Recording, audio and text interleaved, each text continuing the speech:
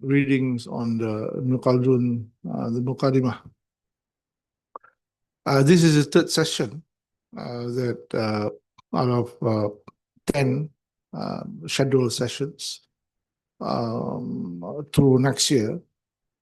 For those of you who are just here, the idea of the reading is to expose and to bring the Turath text, major texts, for students, scholars, because in Malaysia, in the campuses, Muqaddimah is not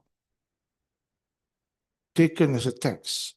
It is not introduced as text in the social science departments in sociology and history.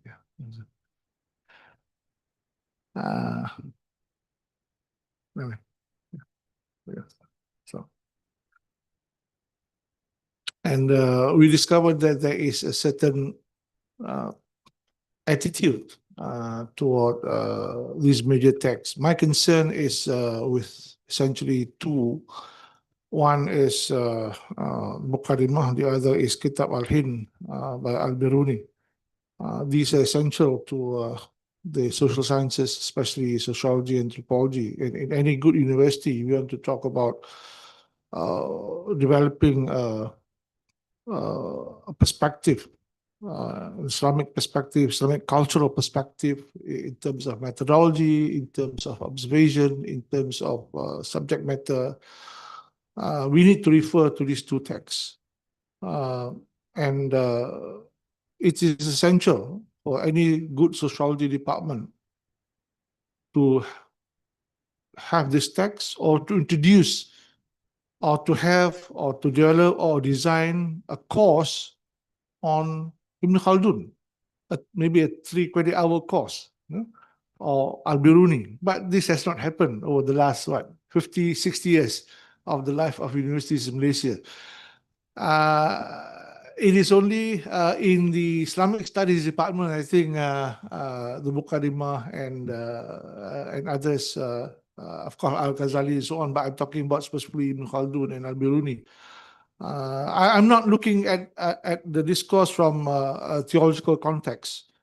I'm not looking at it from the usul fiqh plane, but from the production of modern knowledge, the production of the so-called social sciences. Because the social sciences, you have to remind ourselves, the modern social sciences are taken lock, stock, and barrel from the problems of early modern Europe to the rest of the world.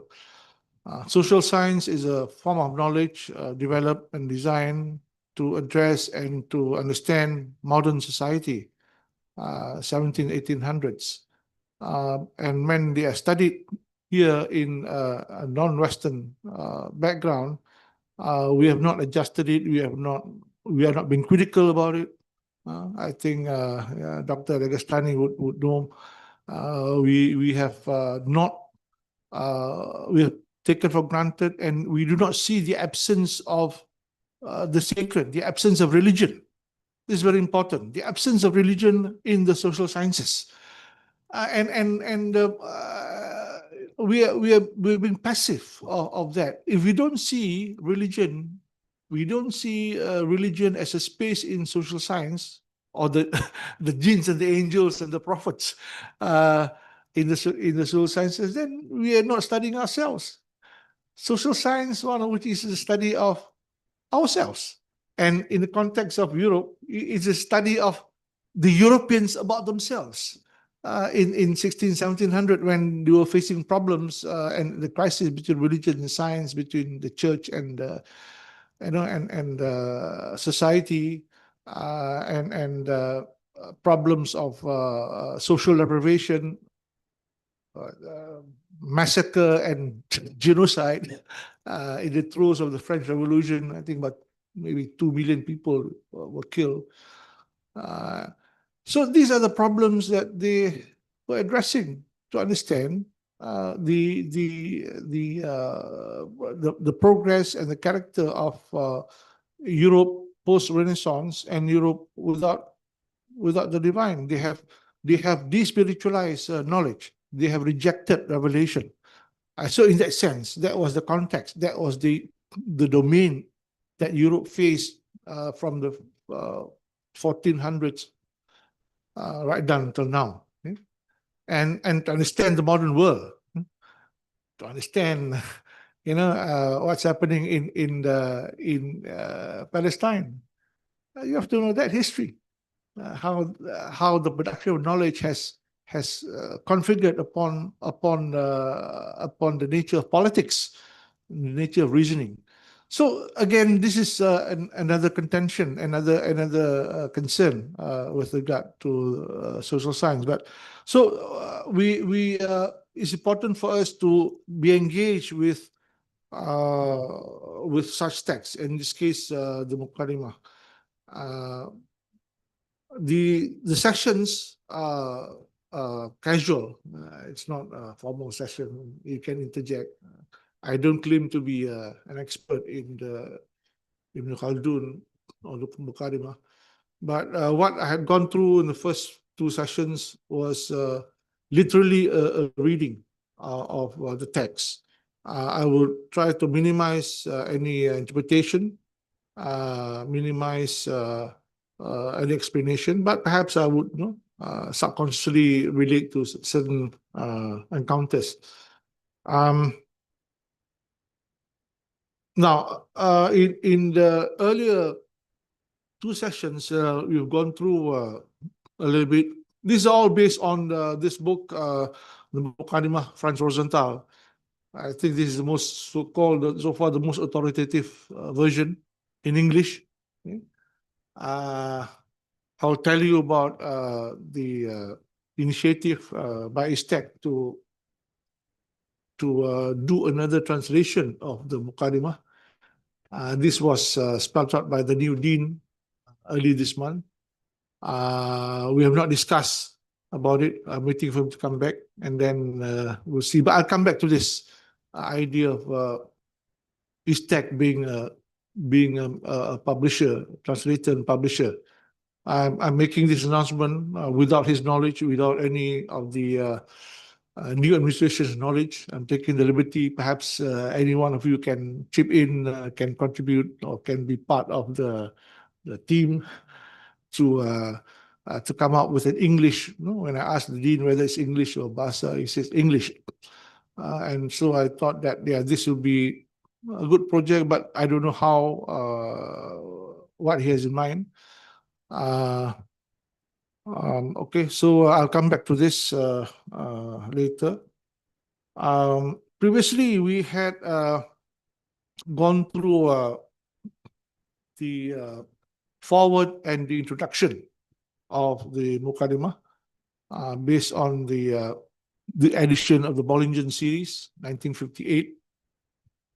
There's no more Bollingen series. They have linked with Princeton.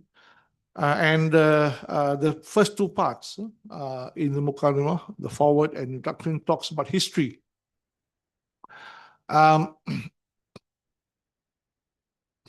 was now in reading the text. One of the things that we may think of is roads to the past.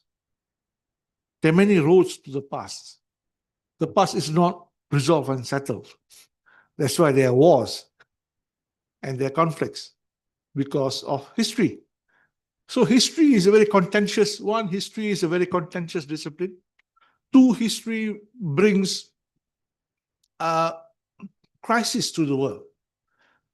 The problems that we face, that Europe is facing now, the problem with Israel, the problem with India and Pakistan, problem with China and the rest of the world, and conflicts in the South Asia. These are all products of what has come to be known in history. We are products of history. We inherit the past. So again, knowing the past is nothing certain. Last week I was in Penang, and I was asked to speak about narrating the history of Penang. But first of all, I have to qualify to the organizers who know me that I'm not a historian. I speak from a different perspective. I come to history from sociology, from assumptions on representation, and from colonialism. And it's not from how the history department comes into history. I'm not graduate from that. I have created some concerns on the history of Penang, which has been underrepresented, and there's a contention in terms of how we understand the history of one particular state in the larger context. It's always, for example, the thinking even now would ask the question, who is the founder of Penang? I said it's the wrong question. That represents European exceptionalism. We in the rest of the world do not phrase things as founder. There are no founders to anything. But Europe, wanting to justify their own existence, they will go out throughout the world, and when they come to a certain place, one of the things that they do is to replace the indigenous names with their own names, and they claim to be the founder. And so I narrated and I said that there are many ways to the past. And the history of Penang, if you're familiar with Penang or Pulau Pinang, have many perspectives, many centrisms. We have the Eurocentric view of looking at coloniality and looking at the location of the history of Penang in the context of Malaysia. Even the history of Malaysia is written from a colonial framework. It's not post-colonial, it's colonial. Okay? The school textbooks are all colonial. Even when they cited my book, it's all colonial. They cited the facts, supposed to be facts, but it's the wrong facts at the wrong page, but within the colonial framework. So that's happening. Yeah? So there is this so-called Eurocentric, there is Malay-centric, and there are various Malay-centrics. And there's also a Thai-centric, a Thai view of Penang, based on the Thai or Siamese geopolitical imperatives. If you go to the Bangkok Museum or you go to Thai textbooks, they will say that Kedah and Penang belong to the Siamese. Therefore, it was not the Sultan of Kedah that lost Penang, but it was the Thais that lost Penang. My argument, which I made 4 years back, is that if Penang, if the Siamese own Penang, why did the British, when they came, they met the Sultan of Kedah? They did not go and see the Raja of Siam. So again, these are the things which I mentioned. So there are many roads. We choose the road one of the past, because the road to the past will lead us to the present, and from there we design the future. So the future will be a reflection of how we come to terms with the past. So this is the thing that is reflected in Ibn Khaldun. Although Ibn Khaldun talks about history in both in the abstract as well as in a language and style which is alien to us, what he's talking about the past, the present, and the future. He's talking about things like asabiyah and things like social cohesion. And again, when you read this, you'll know what asabiyah means. Anyway, but let me go through in the forward, page 6 of Rosenthal. I'll read and walk through literally, let Ibn Khaldun speak using his words in English. I don't know Arabic. Okay. Some of you, we know Arabic, you can help. But I don't know. Of course, there's certain terms which I'm familiar, but I do not know. I don't read Arabic. Rosenthal translated this from Arabic into English. I think German or English. English, yeah. But this is not the first translation. You have earlier translations in Turkish and in French. They were the earliest to translate the Muqaddimah. But this is what Ibn Khaldun has to say in the forward, which I like to remind, happily trying to remind those present. History is a discipline widely cultivated among nations and races. So at that time, 15th century, Ibn Khaldun already has spoken that history is a discipline widely cultivated among nations and races. And this is true in the present moment, and although, and of course, in the future. It is eagerly sought after. Okay? The men in the street, the ordinary people aspire to know it. Kings and leaders vie for it. And this is what we have. It is endemic. In every era, before Ibn Khaldun or in the present era, what we exercise, what we see, how we engage with our own affairs and global affairs are because of the consciousness of history. And the consciousness of history has been constant over time. Although there are seemingly certain ebbs and flows, but for example, in Malaysia, before the coming of the internet, 1996, we may interpret that, yeah, nobody talks about history, there is a low level of consciousness of history. But when the internet came in 1996 until now, we have a certain heightened consciousness. Why? Because social media and the digital forms enable us to see the discourse. Right? Before that, we don't see. Before that, people talk about it in houses, in coffee shops, but now people translate it and verbalize it in the social media, and therefore it appears to be there appears to be a heightened consciousness, but the consciousness has always been there, even before the internet. So again, this is the problem that we see in the world. The internet has a problem with Kashmir also. The internet has heightened this and mediated problems of history. Both the learned and the ignorant are able to understand it. For on the surface, history is no more than information about political events, dynasties, and occurrences of the remote past, elegantly presented and spiced with proverbs. It serves to entertain large, crowded gatherings and brings to us an understanding of human affairs. It serves to entertain large, crowded gatherings and brings to us an understanding of human affairs. These are, at that time in the 1300s or earlier, people congregate in mosques. At the time, coffee houses began after this. In tea houses, the Shai Khaneh, which is endemic from Bengal to Morocco, the Shai Khaneh. Coffee houses would be after the 1500, from Yemen to Mecca and to Istanbul and then to Vienna and so on, the cafes. So again, Ibn Khaldun preempted this. But again, it's interesting to see that the later 19th century European scholars have accused Ibn Khaldun as plagiarism. They have a poor sense of time. So again, there is I think they say that Ibn Khaldun has preempted, rather has the word plagiarism is used, has plagiarized, has engaged in plagiarism in terms of history. Figures like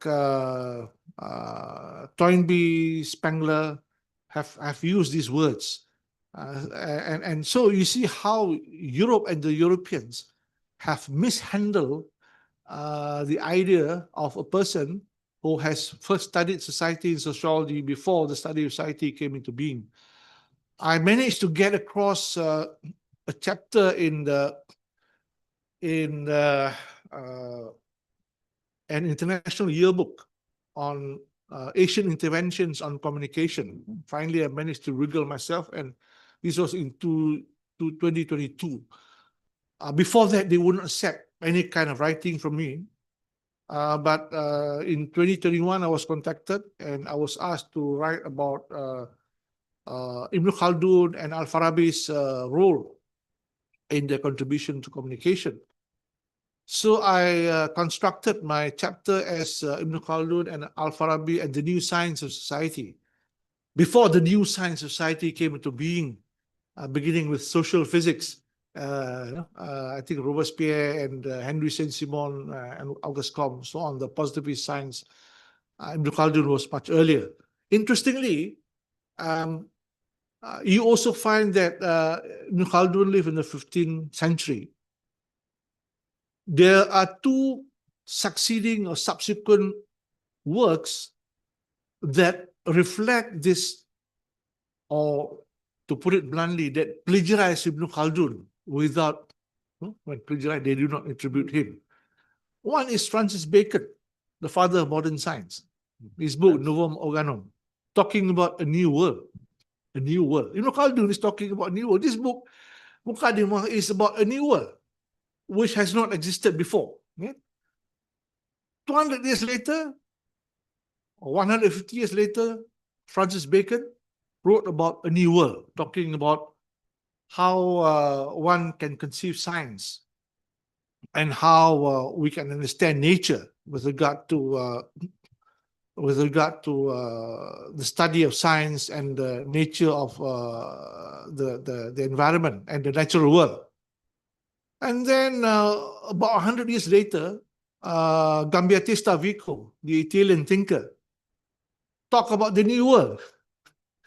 And Vico was much influential in Edward Said's Orientalism, the first chapter. Apart from Foucault, Said was referring to Vico. I think Said was reflecting on Vico's new world, and Said was using this to merge with the Western idea of Orientalism. It's a new world for the West. The Orient is a new vista. It's a new discovery. So what Said was doing was to structure his argument along the lines of what Vico see as a new world. So again, this I'm resonating those developments to the Muqaddimah. No, it serves to entertain large crowded gatherings and brings to us understanding of human affairs. It shows how changing conditions affected human affairs, how certain dynasties came to appear and ever wider space in the world, and how they settled the earth until they heard the call and their time was up. The inner meaning of history, on the other hand, involves speculation and an attempt to get at the truth. Subtle explanation of the causes and origins of existing things, and deep knowledge of the how and why of events. Important for you. Those who are studying for their postgraduate, master's or PhD, and in ISTAC or elsewhere, a knowledge of history is much important in terms of either knowledge of history with regard to the ontological happenings in the world, or a knowledge of the history of the disciplines, history of sociology, or history of history of the study of history, history of anthropology, history of the sciences, history of the social sciences, history of economics, and this would would enable you to see and enable you to engage with a more than a naive way of looking at facts. I have to repeat this. I've repeated over the last two sessions that facts are invented and facts are defactualized or have been defactualized. And that's why we're talking about the Islamization of knowledge.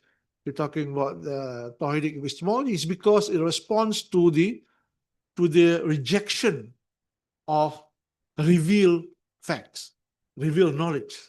Revealed knowledge was rejected. Revelation was rejected with the collapse of the Catholic Church, 1500s.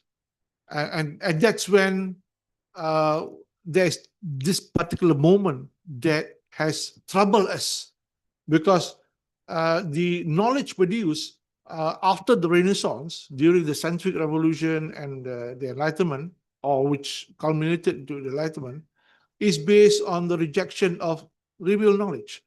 And we are resonating that. We are responding to that rejection of revealed knowledge. We are responding to that de-spiritualization of knowledge in the physical, biological, and in the social sciences. And this is where I think when Ibn Khaldun talks about history, he does not conform to the Rankian view of history. He does not conform to this fact, evidence-based scientific view of history. Because in history, it's not just facts, and how we resonate on facts are important. I'm not a believer in the empirical historian who says that these are the facts and therefore it has to be valid history. History is something that resonates in us. History sometimes is rich by mythology. I'm not saying that history must be myth, no, but is enriched by that. History is something that is regurgitated often, that is narrated. What is narrated may not be history.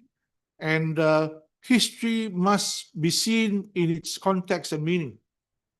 For example, many things happen in this world. Just one example, in the history that I'm doing in the colonization of Penang. On 11 August 1786, the East India Company pirate landed on Penang Island. It's a fact. 11 August 1786, this particular guy called Francis Light, he came and he set foot on the island of Penang. It's a fact. But what does it mean? Again, that's my contention, and that's where I was banned, actually. I was banned and suspended, quote unquote, from speaking about the history of Penang in Penang until last week. I was, over the last 4 years, the state government, the political party there in the state do not agree with my views and perspective on Penang. They cannot tolerate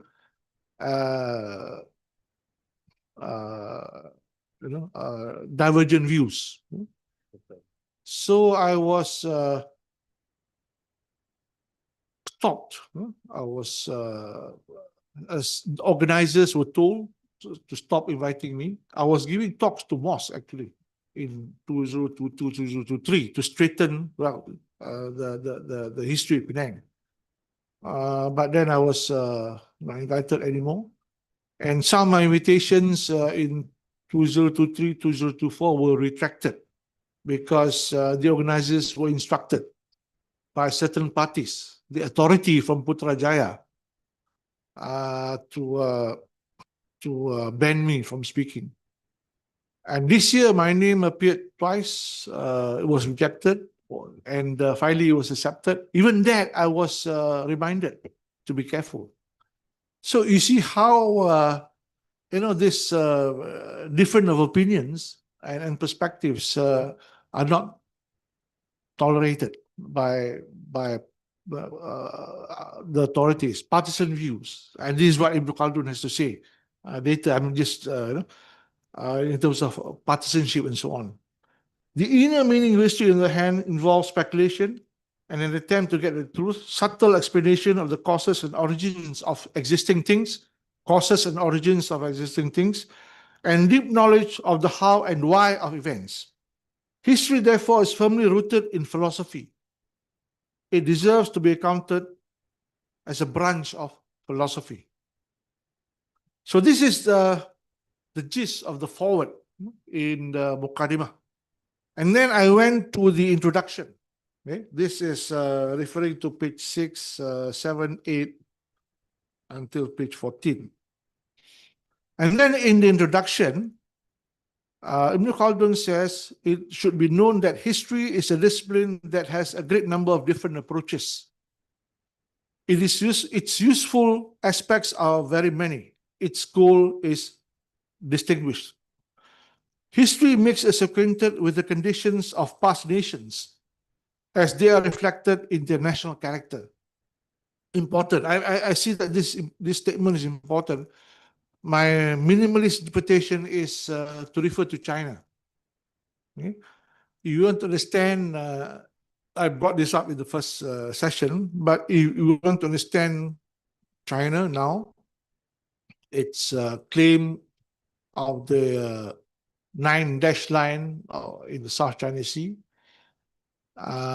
its tentacles, economic tentacles all over the world. One has to understand China as a civilization, the history of China, and one has to understand, which I'm not reading actually, the Chinese perspective of geography.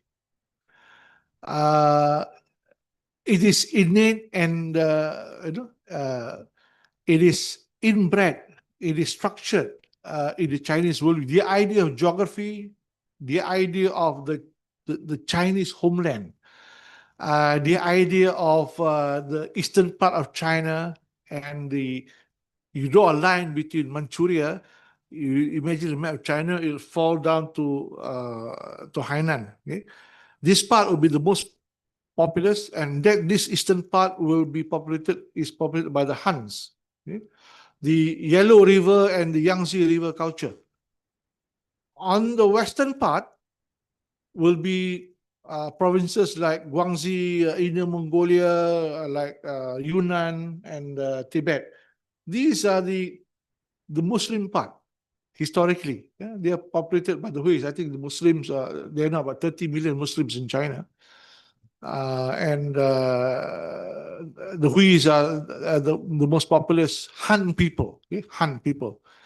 And then as you go further west, you have Eastern Turkestan, which is traditionally not Chinese. The Chinese conquered it, and the Chinese tried to embrace and to create a retrospective version of history to embrace Jinping's idea of socialism. So it is, when you read history of China, it is retrospective history. So again, the Chinese view of rivers, mountains are important, and the seas, the water. Okay? And I think I like to repeat the question asked by a friend Razi on the. I think the question is on the Chinese claim, and I answered, why would the 9-dash, why is it a dash line? Why is it not a continuous border drawn with regard to the Chinese border? Why is it dash dot dash dot dash dot from the Gulf of Tonkin to the South China Sea bordering Sarawak and Sabah? It's because in Chinese philosophy, water have no border. Okay? It contradicts itself. Okay? No border in the sense that water is always moving. You cannot step on the same river twice. This is either Confucius or Aristotle. I'm not too sure. You can tell me. Heracles say, okay, so Confucius must have borrowed from him. So you cannot step on the same river twice. So this philosophy is adapted by the Chinese Academy of Sciences in the 1940s by the person who drew that line, that border. So it is actually essentially an extension of the Chinese border. And to know further, China has never been part of the Occidental nature, of the Western nature of nation states. China doesn't conceive itself as a nation state. China conceives itself as a civilizational state. So China has been always antithetical to the idea of the Westphalian modern nation state as such. So again, this is where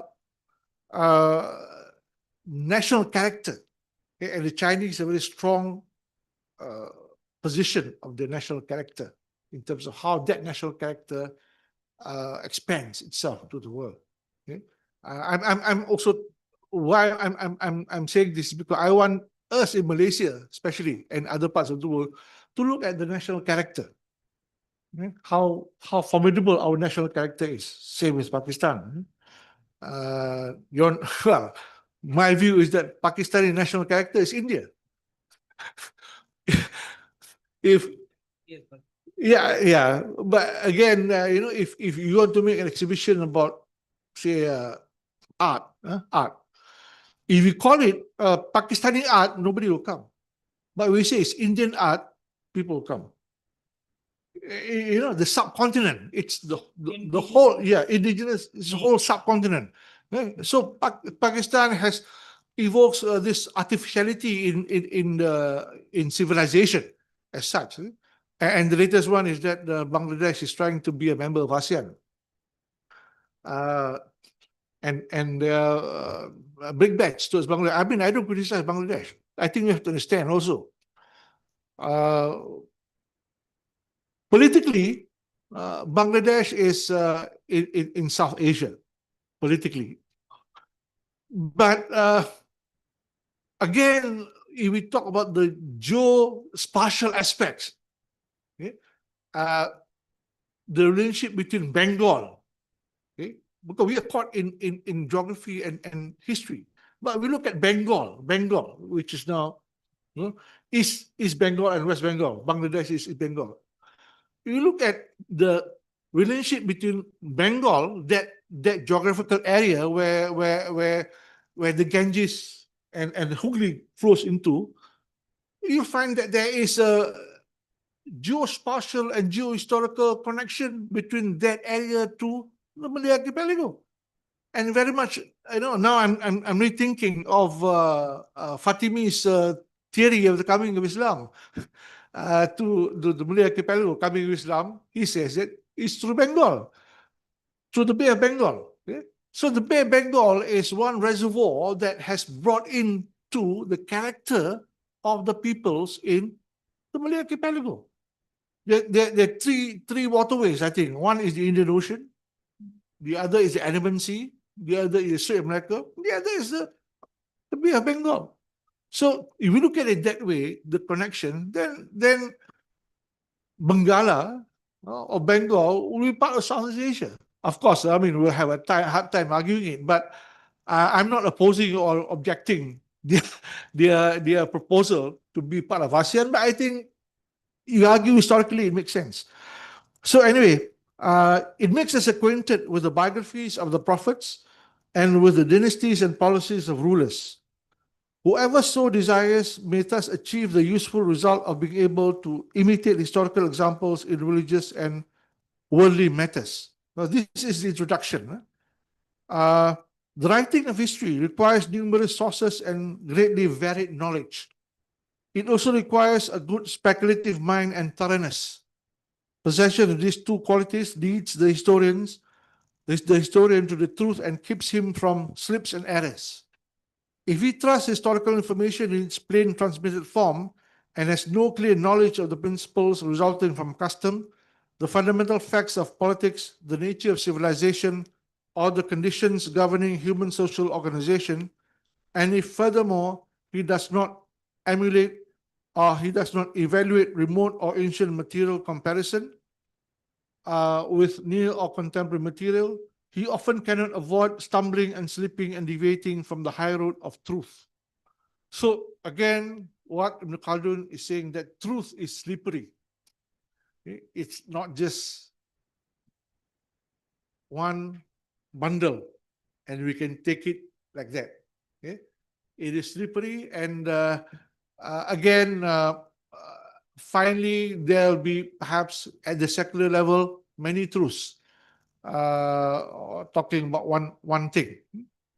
And this goes for not only the history of Malaysia, but the history of other parts of the world, including India and Pakistan. Yeah. All right. Now I want to move. In the introduction, Ibn Khaldun talks about errors among historians, and he was referring to the Israelites. You can borrow this, you can read in the various versions.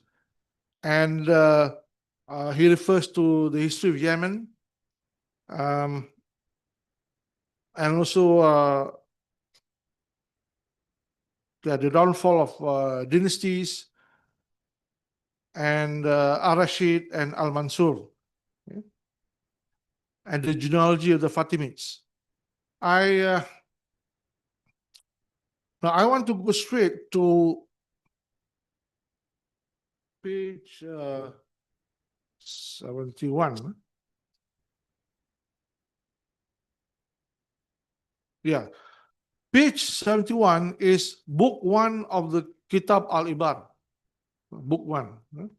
Because early on, the first two sessions, we are at the forward and introduction.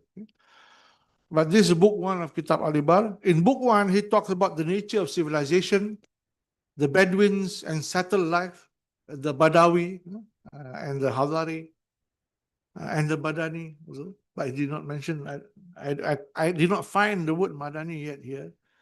I found the word Badawi very much. Achievement of superiority, gainful occupations, ways of making a living, sciences, crafts, and all the other things that affect civilizations, the causes and reasons thereof. So in book 1, I shall read through pages 71 to 73. Just bear with me. It should be known that history, in matter of fact, is information about human social organization. Human social organization. Okay? Not only events, but one has to see it within a certain organized context. When I talk about organization, those who study organization theory would know better. Because organization theory would provide us with the different layers of with organization. The smallest level of organization is a cell, as conceived by Ludwig von Beethoven, the founder of systems theory based on biology. The highest level of organization is what we call the universe. We don't know. Okay? The galaxy, the universe, the village, that's the highest. That's one organization, the highest level. The lowest is the lowest organism, okay? Which simply put is the cell. So social organization, which itself is identical with world civilization. So world civilization is an organization to Ibn Khaldun. It deals with such conditions affecting the nature of civilization, as for instance, savagery, and sociability. Okay? It deals with such conditions affecting the nature of civilization, as for example, savagery and sociability. And you can see now in front of you the daily acts of savagery in Gaza, done by what we conceive as a civilization. But now they're no more a civilization.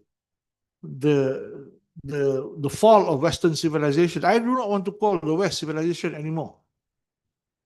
Perhaps it's a decomposition, like a body rotting, a body decomposed, the decomposition of society that occurring on that peninsula of Asia. This is what's happening. Okay? When a body decomposes, you'll find maggots, you'll find rotting fleshes, you know, you can transfer that to the social body of Europe in terms of reason and reasoning. They are bleeding so much that they cannot see evidence in front of them. So what we have perhaps the collapse of Western knowledge right before our eyes. So savagery and sociability, group feelings, and the different ways by which one group of human beings achieve superiority over another, very much encapsulating the present power relations. Okay? Resonating Edward Said, for example, resonating Stuart Hall, resonating the discourse between East and West, resonating also the discourse on colonialism, which has always been conducted in the position of power relations, the superior power, dominance. It deals with royal authority and the dynasties that result in this manner, and with the various ranks that exist within them. It further deals with the different kinds of gainful occupations and ways of making a living. with the sciences and craft that human beings pursue as part of their activities and efforts, and with all the other institutions that originate in civilization through its very nature. Untruth naturally afflicts historical information. Untruth naturally afflicts historical information. There are various reasons that make this unavoidable. So here, Ibn Khaldun tries to explain the causes and the implications of untruth. One of them is partisanship for opinions in schools. This is what I'm trying to get at. Partisanship for opinions in schools. In other words, we are by nature biased. We have a veil before us in various contexts, through various experience. And there's ideological, cultural, political, and so on. So this veil colors our view of the world. Similarly, why I was banned? Because I do not conform to that veil of the state government of Penang.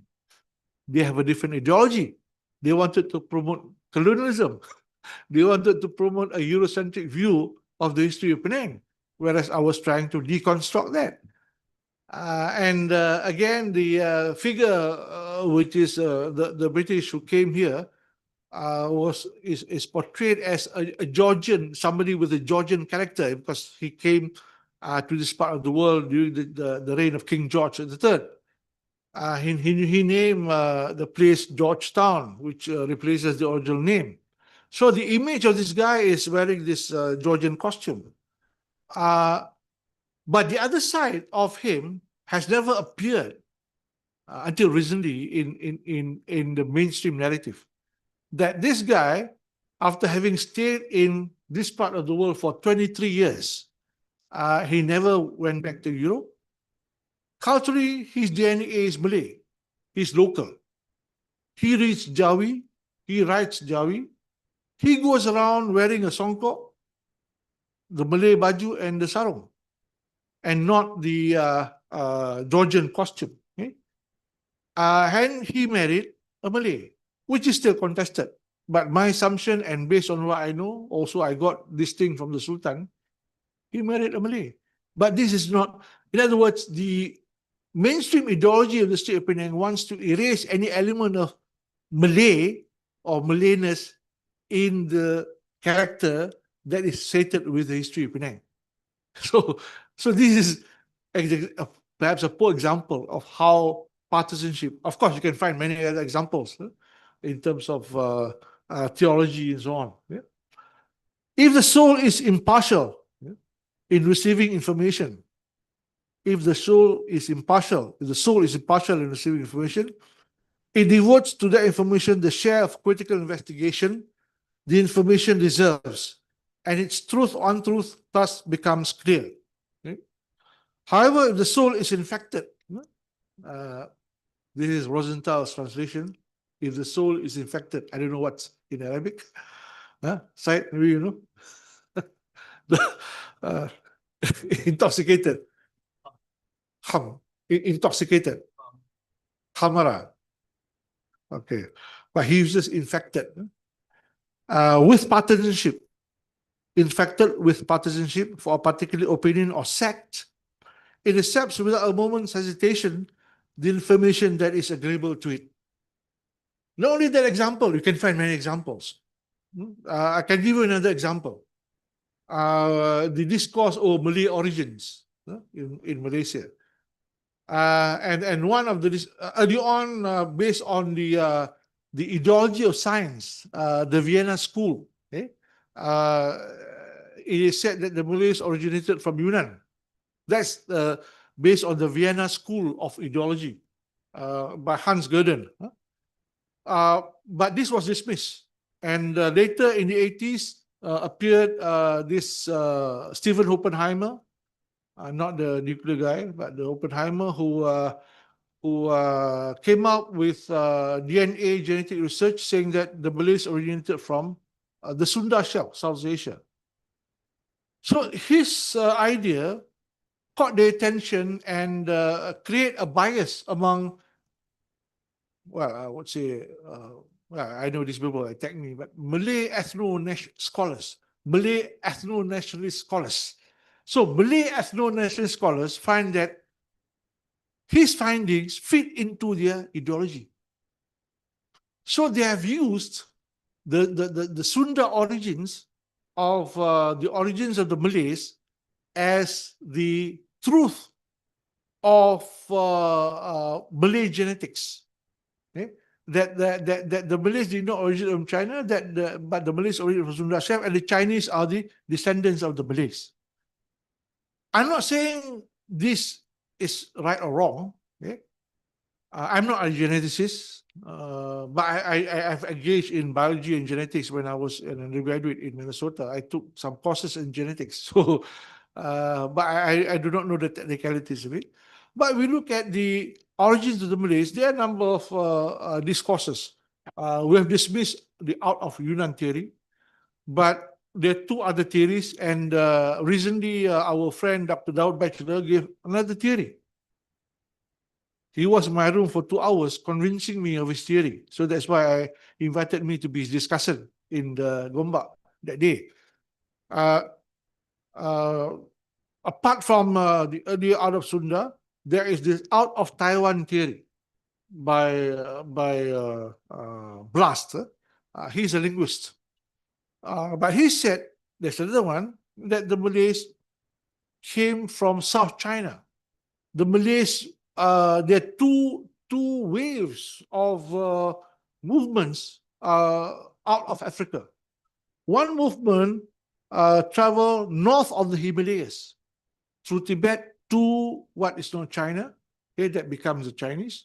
The other movement went to India, the subcontinent, and to the Meghalayas, the Northeast Indian. Okay? And then from there, went to Indochina and settled in South China.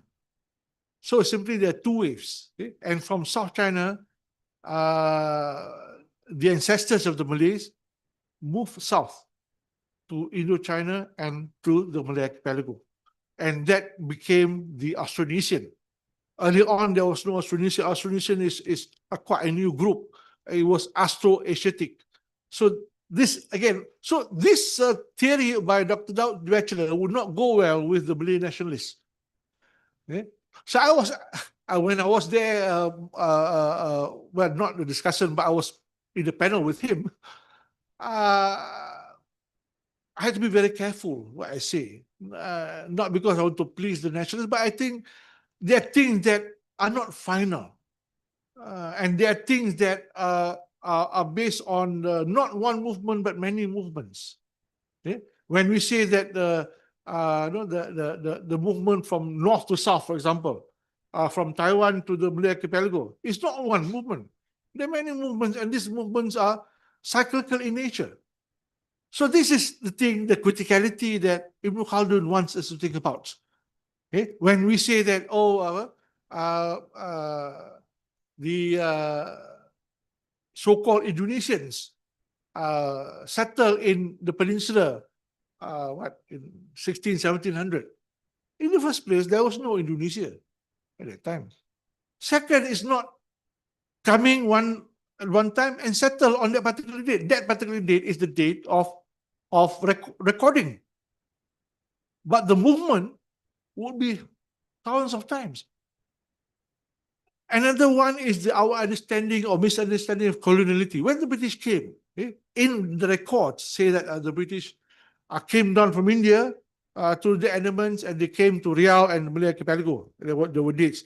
But actually the British, for example, this particular character, he has been around and has been sailing up and down the Strait of Malacca countless of times.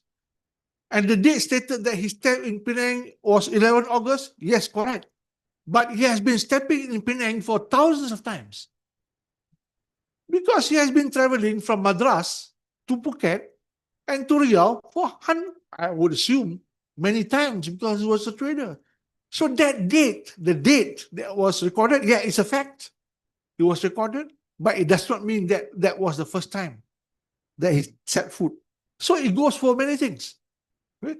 Dates are recorded by a historian.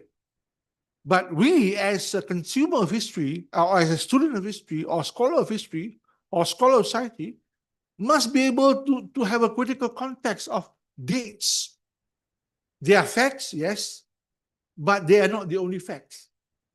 They are facts, yes, but they must be looked upon in context. So this is the criticality. Yeah. Yeah. Oh yeah, yeah, yeah. Thank you, thank you. Give me what 10 more minutes.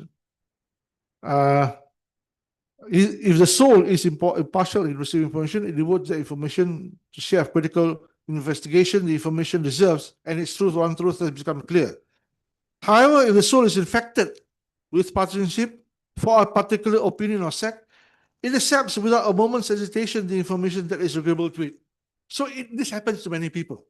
This happens to ideologues, people who have a certain set of beliefs, belief systems, even what we call religion. Okay? Prejudice and partisanship obscure the critical faculty and preclude critical investigation. Important statement. I'm looking at some of you as postgraduate students. Okay? Prejudice and partisanship obscure the critical faculty and preclude critical investigations. Again, one example which I'm always opposed to when some students propose to do on Muslim feminism. And our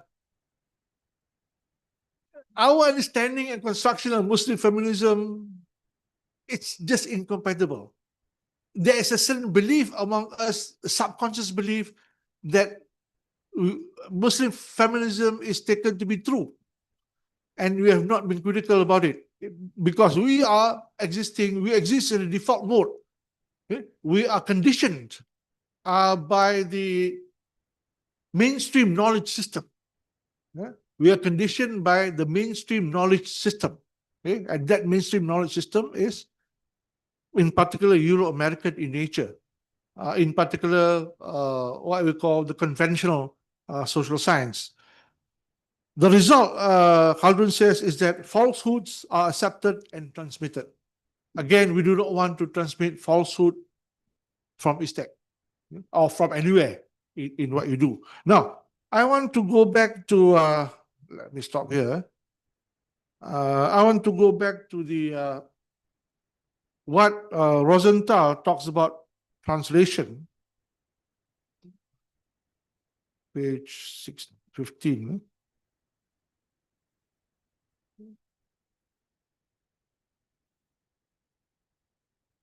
Okay, sorry. See. Yeah, okay. Okay, this refers to my earlier reference to the dean wanting to make ISTAC a center for translating the Turath globally, perhaps. I'm not sure. I'm just extending this idea. And this idea was around in UIA in the 1980s. There was a project, but it was halted, perhaps because of no interest and no funds. And when he suggested that, actually the dean was responding to me. We had an argument before he became dean. I didn't know that he would be dean of ISTAC. I was sitting here. You were here. This was a seminar on Tawhidi epistemology. I was presenting a paper and he was presenting, and then I asked him right in front of him. I was sitting there, he was here.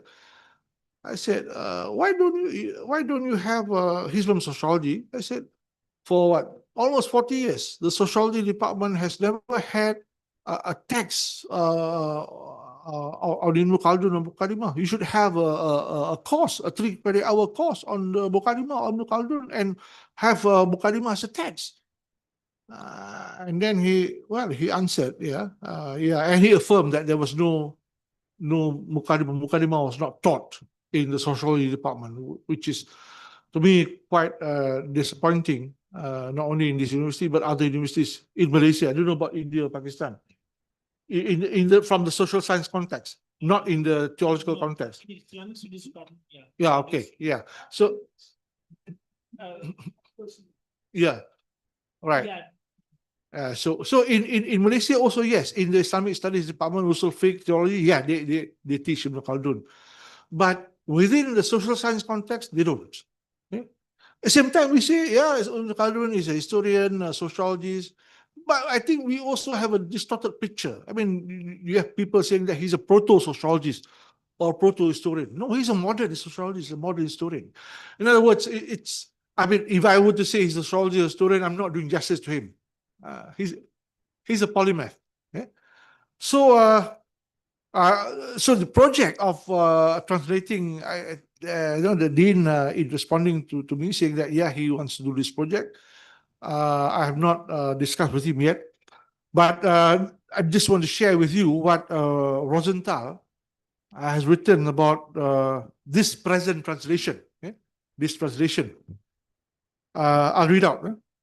A work such as the Muqaddimah, modern in thought, yet alien in language and style. And this has been expressed by many of Ibn Khaldun's biographers, one of which is Irwin. And Lacoste was Lacoste was very Orientalist. Even the title, the history of the Third World, Lacoste. Anyway, yet alien in language and style may be presented to the modern reader in one of three ways. He suggested it can be presented to the modern reader in one of three ways. It may be translated as literally as the second language permits. It may be translated as literally as the second language permits. Second, the translator may go further and use modern phraseology and style. And third, the work may be recast and given the form it would have had been written by a contemporary author in the second language. Recast means bits and pieces. If a translation is to impress the modern reader with the full work and significance of the original, the last mentioned approach would seem to be the ideal one, meaning to recast and give it form and style in the contemporary sense. Realizing this, scholars have frequently chosen to publish selected and rearranged passages of the Muqaddimah. Many have done this in English and in Bahasa Melayu. I think Bahasa Indonesia ada banyak bits and pieces. Same with the Mathnavi, bits and pieces here and there. What some scholars may stop us from doing. I have got the experience with one professor from Germany. He was at SOAS and he prevented me from studying a set of manuscripts. He said, you cannot cherry pick. He wants me to study all 1,200 letters. So we had an argument about 25 years ago, actually. And until now, because of that argument, he said, he prevented me from translating that into English. So until now, I've not done that, actually. I've transliterated the whole thing from Jawi to Rumi, but not translate. This is a set of letters, a set of 1,700 letters, 1,000 letters. Anyway, however, a complete rewriting in this manner, besides being hardly practical, would almost necessarily produce a subjective interpretation of the Muqaddimah and thereby obscure Ibn Khaldun's thought. So again, an objective reading is important. This is why we're here. The second approach to translation was that Deslane attempted. Deslane is the French translator of Ibn Khaldun. After the Turkish translated, this was 1826, I think. Turkish was about 1824, I think the Mamluks. It too has pitfalls. One is the danger of distorting the author's ideas by modernizing them. You have to remember this. If you're doing text, if you're looking into text, again, I have to remind also some of my translators. I said, when we transliterate, maintain the spelling that was before. Not change it into the modern spelling. So it has to be also an oral exercise. Oral, A-U-R-A-L, as well as O-R-A-L, in order to maintain the spirit of what was written. The only thing is change the script, not the content. So one is the danger of distorting the author's ideas by modernizing them and thereby attributing to him thoughts that were utterly foreign to him. And yet this occurs to Ibn Khaldun countless of times by great historians, including Toynbee. Moreover, a work dealing with a great variety of subjects, and the Muqaddimah is certainly such a work, depends to a great extent in its formal and intellectual organization upon the threads of association that the author's particular terminology and way of expression provide. The drawback of any completely literal translation is obvious. It may easily be incomprehensible to the general reader, which, when I read the text, I cannot claim to understand all. I have my limitations in terms of the original language and the articulation. I think, I think Rosenthal did a good job. To me, there's no need for another translation in English. But again, nothing's to stop us, but you have to do a better job than Rosenthal. Further, a literal translation often entirely perverts the literary character of the original. Again, he knows. Further, a literal translation often entirely perverts the literary character of the original. So Rosenthal was being mitigating in terms of, taking it not in absolute sense in terms of to maintain the meaning. It is transformed from a literal product using the normal and accepted forms of its own language into a work rendered strained and unnatural by not conforming to the style of the language into which it is translated. I read it again. It is transformed from a literary product using the normal and accepted forms of its own language into a work rendered strained and unnatural by not conforming to the style of the language into which it was translated. So he says the present translation was begun in the belief that a mixture of the literal and modernizing types, mixture of the literal and the modernizing types of rendering would produce the most acceptable result. I suppose this is what Rosenthal has done. Yet it must be confessed that with each successive revision, I've got to go through this again with the dean. The translator has felt an irresistible urge to follow even more faithful the linguistic form of the original. So this is the reminder, the instructive rendition of the translation by Rosenthal, reminding us of how we have to manage and deal with this gem in order to maintain its meaning and literariness. Meaning and literariness. Because if you look at the style of Ibn Khaldun, well, it's a dense, eclectic work. I often use Ibn Khaldun also in my columns. Partly I was using Ibn Khaldun 30 years ago. I was using Ibn Khaldun in my column and in my thesis, but I wasn't too serious. I was playful, and then perhaps I cannot say that I regret, but I should have delved into Ibn Khaldun much earlier. But I started to cite Ibn Khaldun about 30 years ago.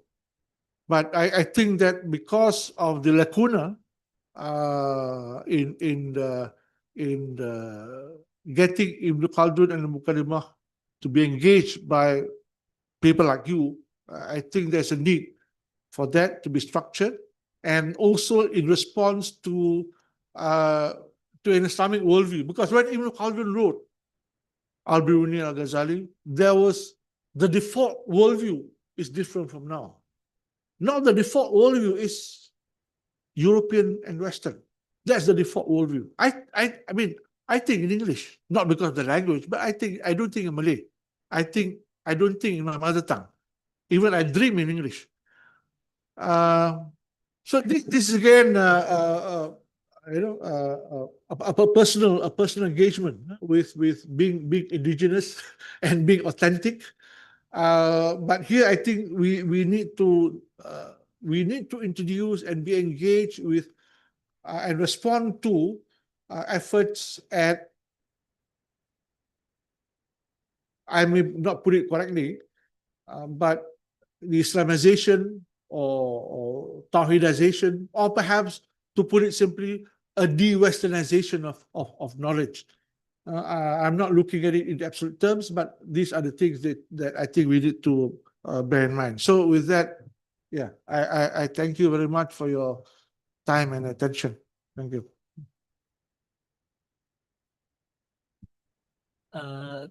Thank you very much, Prof. The way you have connected Ibn Khaldun's theory with the modern and historical theories with China, Penang, and subcontinent. So actually, you are teaching us how to read historical text with a modern eye. Thank you so much. Now I would like to open floor for question and answer session. We will, we have 15 minutes for question and answer. Not question if I am allowed. Just, yeah, you can yes, comment, so no problem. Comments, not comment, but just I want to say something. But it was really, I should say, it was really a very good opportunity for me to listen to Professor Murad with the Muqaddimah. And especially the value he gives to this very important text of Islamic history. A very important text for us. But the value which have been given by us, we have not given. That is true. He is right, what he says. And in most of our universities, it is not being taught in this way as he wants to be taught. Although, as he said rightly, that many people have quoted him from the West, but they do acknowledge. The West problem is that they never acknowledge our contribution. And I was working on Ghazali and Descartes and Hume and Kant and all. I found a lot of similarities between Ghazali and Hume and Kant and Descartes, especially Descartes. But no mention of that by any scholar of the West, because they hide these things. I don't know why, but we do hide. We are quoting every now and then this Orientalist, that Orientalist, and we feel proud to quote the Western scholars, but they never feel like this. So, but one point which is very important is that we have to see the original text also. Because I had an experience with the Fasl Maqal of Ibn Rushd. I translated that into English and Urdu from Arabic. But that was translated already by Horani, George Horani, very great scholar. But I found so many mistakes in that because there is the worldview, is the difference of worldview, written shown. So they do understand many terms which we understand better. For example, revelation. For them, what is revelation? Prophecy. But revelation is not prophecy. Revelation is more than that. The word is even the translation of the terms. Although Rosenthal has done some justice, being even Jew, but his Jewishness is not very much clear there. But he has tried to just do justice, but still there are some flaws in this translation. Some people have pinpointed to that, but I feel that if with English, we have also Arabic version side by side, that can help us a great deal. And this is a great activity if you are doing it here, alhamdulillah. It will go a long way, inshallah, to understand, shaping our understanding about our own thoughts. But if little bit, for example, one chapter we are selecting, so we can have also Arabic version as well as English version. And at least the terms which have been used by Ibn Khaldun, because those are sometimes not to be, can't be translated into English in this way. Those need more explanation because they are rooted in some different worldview. And Rosenthal has done this in his own way. And now I have some doubt about even the translation of the Orientalists of Islamic texts after seeing most of their books and especially translating the Quran. So they are not even people like, Karen Armstrong, although she is very sympathetic to us. But when she translated many things in the life of Muhammad Sallallahu Alaihi Wasallam, the prophet of our times, she has also committed many mistakes, despite being sympathetic. So in this way, we feel that if we can just revise and revisit these translations and bring some scholars of Arabic, why not? We have so many seminaries. What for are those seminaries? Tell me. So many Darul Ulooms in Pakistan, in India, and in Malaysia and other places. So here also, what is the use of those ulama if they are not helping us in understanding our own texts? If a professor and a alim is coming and alim is reading from the Arabic, and a scholar professor like you, sir, you are reading from Rosenthal, and new understanding will dawn, and then your explanation will help him also, that alim, because they don't have modern perspective. They have only classical perspective. We have modern, but you are just presenting Ibn Khaldun in modern perspective, as Jose has rightly said.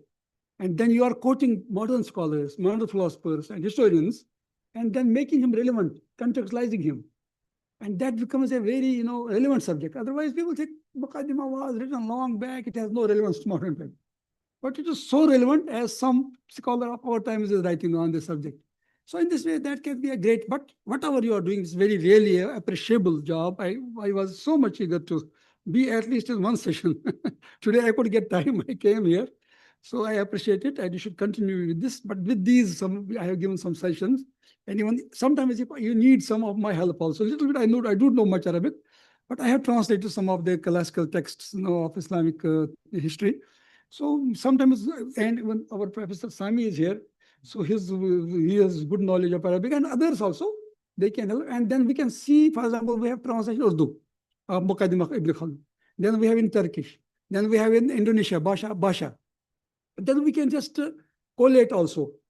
And so that can be a good work for all of us. And from here, we can give a perspective.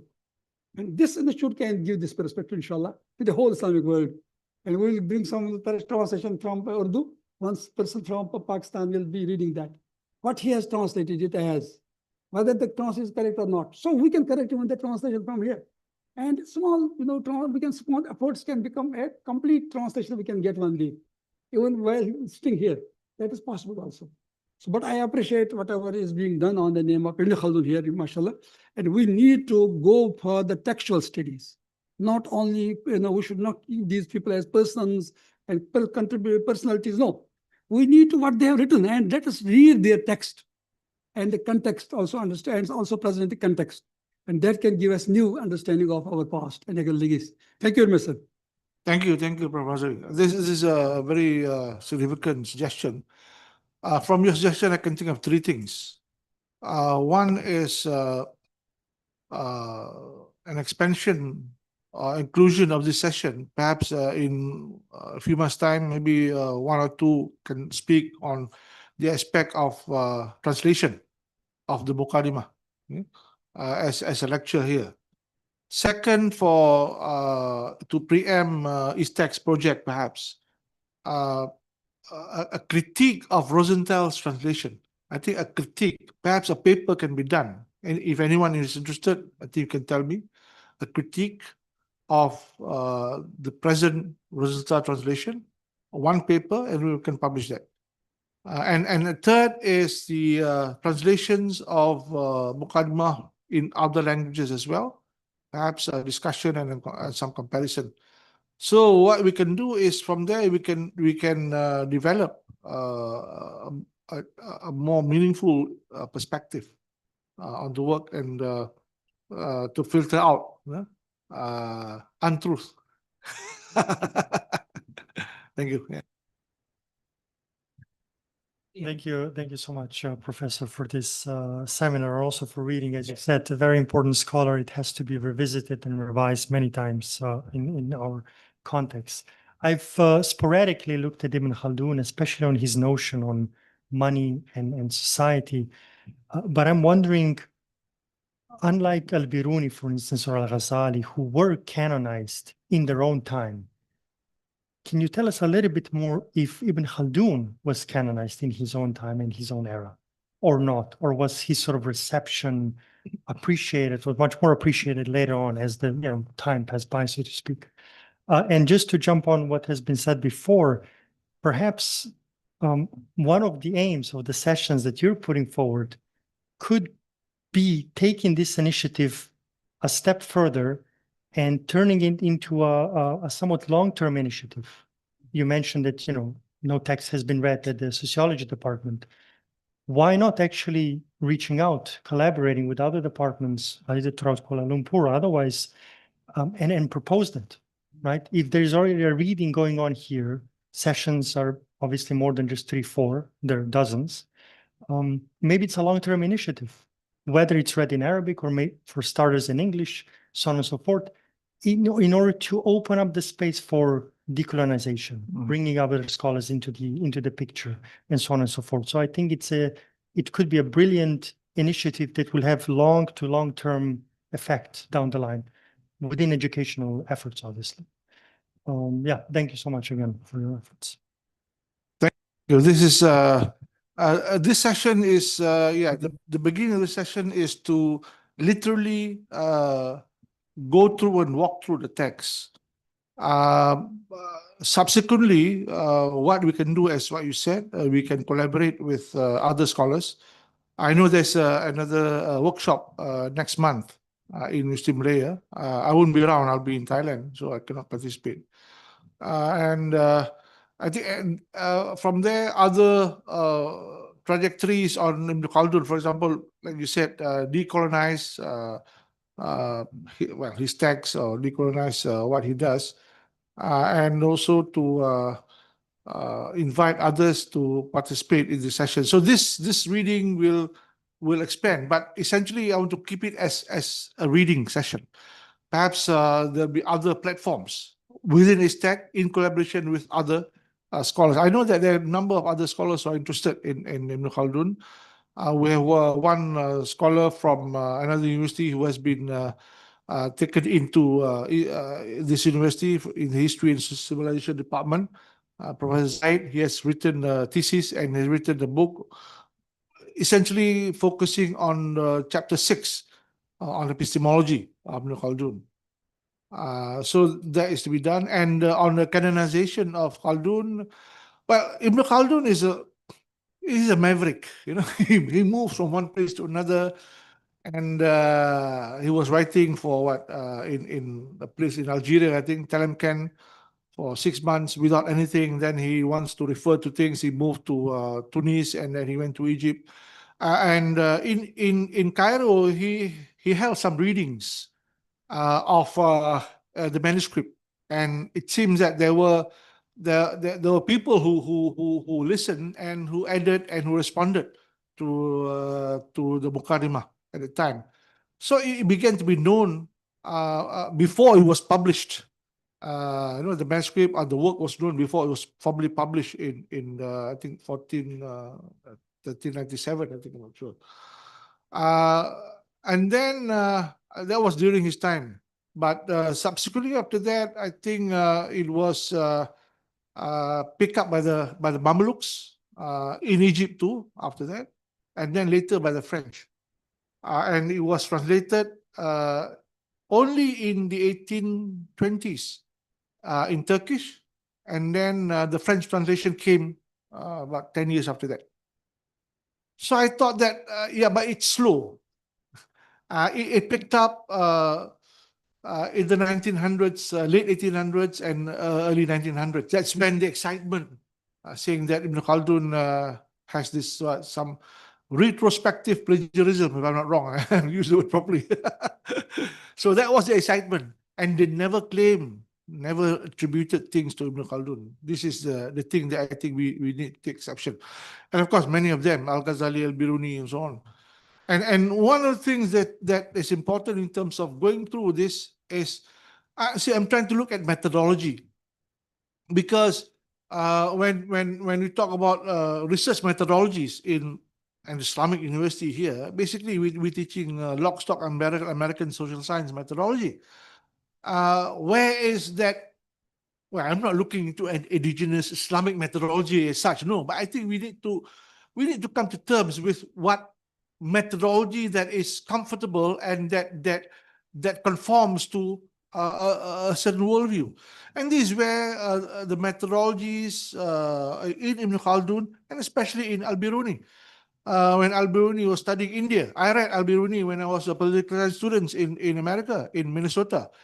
I was taking a course on South Asian politics, and we had to read Al-Biruni's Indica. I was wondering why. And then we discovered, the methodology of Al-Biruni in studying the population east of the river Indus. So again, that's important, and how he configured, he did an ethnography of Hindustan, and how he measured the validity of the population, their belief system, so on. So the methodology used by these people are important for us to emulate.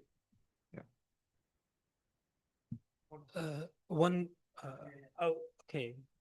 Assalamualaikum warahmatullahi wabarakatuh.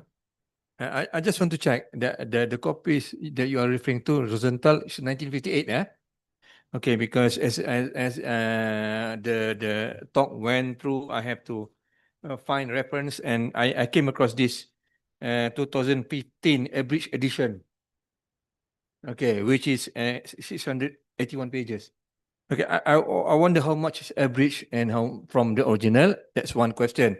But I think we probably need to, as you go along, maybe project some of the text somehow, whichever way. Yeah, because as you read it, I don't know where I have to download, and I don't know, I will have to find it. I think it needs, because this is a reading, so we have to do that as we go along. Okay, that's a suggestion plus question. The question is, how much is abridged? This is Dawood's, right? True. I think fairly about, I'm making a wild guess, 1/3. What appears there will be perhaps 1/3 of the original Muqaddimah. Okay. But it's a good introduction, actually. Yeah. The abridged version, this is Dawood's version. Yeah, Princeton. Yeah, it's a good introduction. In fact, it'll be sufficient if one wants to get the gist of the Muqaddimah. Okay. Yeah. So the suggestion, yeah, I think as we go along, I think there's a need to project the text. All right. Thank you. But why I'm doing this without the slide is because I'm an anti PowerPoint person. That's one. When we have PowerPoints, of course, I would do that, no problem. When we have PowerPoints, you have to use two senses, your sight and your orality, your vision and your orality. So it strains the attention. There's no focus on the attention. But if you only use one sense, say without any reference to anything but a lecture, so it's orality and orality. You just listen. So the focus and the concentration will be on listening. And this is where we have lost. We have lost the ability, we have lost the capacity to attend to listening sessions. Apart from, so we gather and we concentrate that attention on that instead of dispersing it on other things. So again, when in my lectures, I don't use unless it's necessary. I don't use PowerPoint. I just lecture because I want the orality to be optimized. But I'll do that. Yeah, of course, certain things are important if you see the visuals. Yeah. Thank you. So after thought-provoking talk, yeah, please, sir. You talked about methodology. Because we are not just trying to see these books as methodological books. I was just thinking on this issue for a long time. For example, we have some books which can be considered as methodological books, written by our classical scholars. Ghazali's Al-Munqidh min al-Dalal, there's a methodology. Then Ibn Rushd's Fasl al-Maqal and Manhaj al-Adillah. And Muqaddimah of Ibn Khaldun, that he wrote before his history. Although that became itself a book, very famous than his history. But he just wanted to tell us what can be the principles and different type of ways and means of seeing history. And that is methodology to study history. So we need to focus on methodology more than details and other things. You are right in that sense. I feel so. And we should recommend these books as methodological courses. Also, in the courses on research methodology, and I was advocating here in ISTAC, that the course on research methodology have Muqaddimah as a text. So also research methodology in other universities. So it becomes a text actually in the course to be read. But we don't do that. Anyway, we are not certain of not doing it anyway. Thank you. As we approach the end of the session, I extend our heartfelt gratitude to Professor DATO Dr. Ahmad Murad MERICAN for his continuous dedication and intellectual guidance, and to all of you for your participation and engagement. May today's dialogue inspire us to revisit our intellectual heritage with renowned purpose and to contribute. Also, I'm acknowledging the presence of Tuanku Ampuan Pahang, Tuku Azizah. Tuku Azizah is listening to our session this afternoon. Yeah, online. I also would like to thank Tuanku Aziza Amina, Her Highness. Jazakallah khair. So now I would like to end the session with the reading of Surah Al-Asr. Thank you.